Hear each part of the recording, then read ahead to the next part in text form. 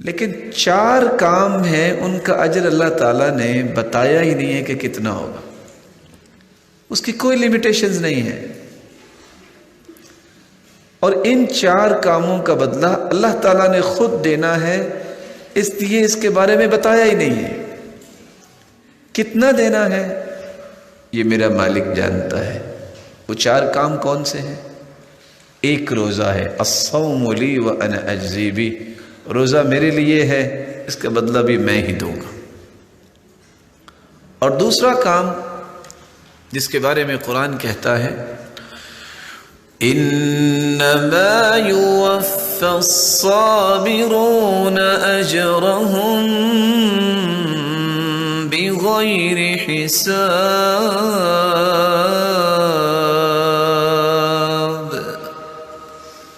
جو صبر کرتا ہے اسے بھی بغیر حساب کے ہی اللہ اجر دیں گے، اس کا حساب کوئی نہیں۔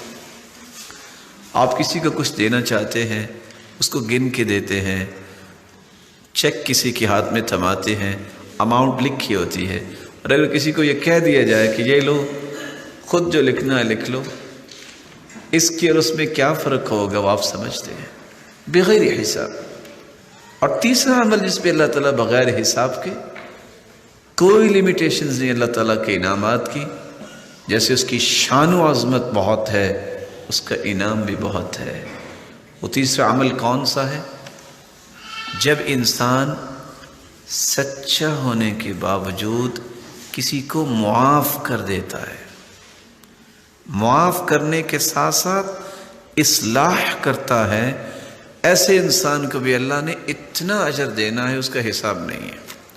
قرآن مجید میں اللہ عز و جلال فرماتے ہیں فَمَنْ عَفَا وَأَصْلَحَ فَأَجْرُهُ عَلَى اللَّهِ،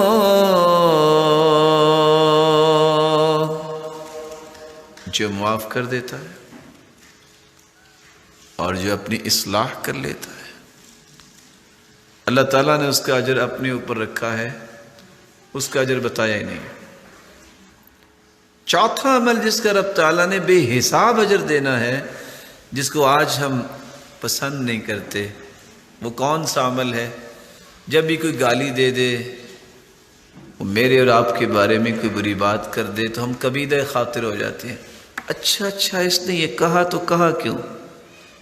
ارے بھائی، یہ تو وہ عمل ہے اگر آپ نے برداشت کر لیا، لوگوں کے تانے، لوگوں کی باتیں اور لوگوں کی تنقید، اگر آپ سچے ہیں تو آپ کو کوئی پریشانی نہیں ہونی چاہیے۔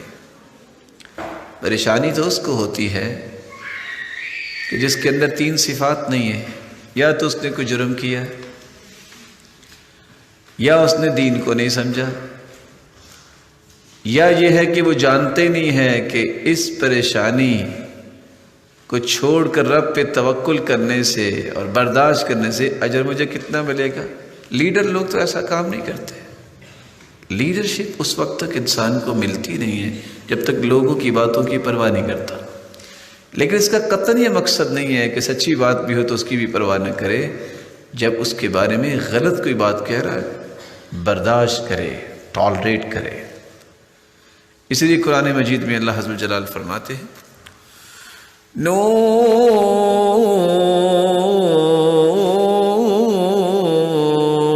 والقلم وما يسطرون